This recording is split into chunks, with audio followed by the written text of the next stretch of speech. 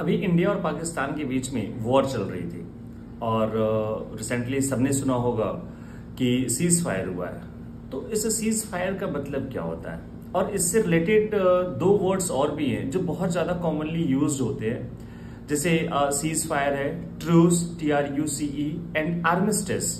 ये काफी बार पेपर में पूछा जाता है, किसी भी तरह के आप एग्जाम में अगर अपीयर होते हैं तो ये वर्ड्स अक्सर पूछ लिए जाते हैं, या फिर अगर आप अपने डे टू डे लाइफ में भी आप चाहो तो इन सारे वर्ड्स का यूज कर सकते हो।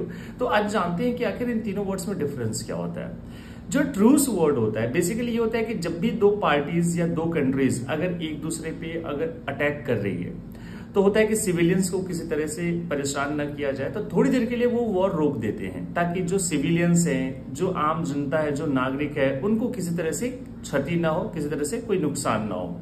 तो वो थोड़ी देर के लिए जो दोनों पार्टी आपस में राय करके, बातें करके थोड़ी देर के लिए जो वॉर रोक दी जाती है, दैट इज कॉल्ड ट्रूस।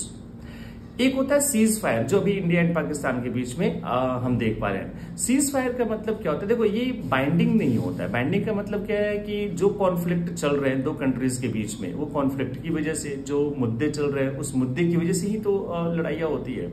तो जब सीज फायर हुआ इसका मतलब ये नहीं है कि हाँ वो मुद्दा खत्म हो गया। उसका मतलब बेसिकली क्या होता है कि हाँ जी आपने युद्ध रोक दिया है, अब वॉर नहीं होगी, ठीक है। बट ये बाइंडिंग नहीं होता, इसका वायोलेशन हमेशा होता रहता है, जो अभी आप देख भी रहे हो।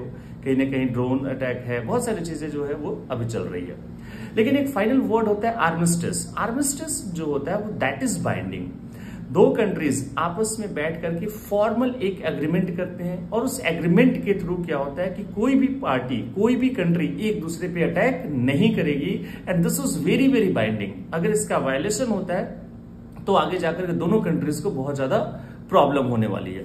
तो एक बार जरा सा आप कमेंट्स में मुझे बताएंगे क्या लगता है कि इंडिया और पाकिस्तान को आपस में आर्मिस्टिस साइन करनी चाहिए या फिर सीज फायर ठीक है? क्योंकि सीज फायर वैसे कोई रिजल्ट इसका आता नहीं है, लेकिन आर्मिस्टिस में क्या होता है कि मुद्दे सुलझाए जाते हैं, सॉल्व किए जाते हैं। आप कमेंट्स में जरूर मुझे बताएंगे कि क्या करना बेहतर होना चाहिए।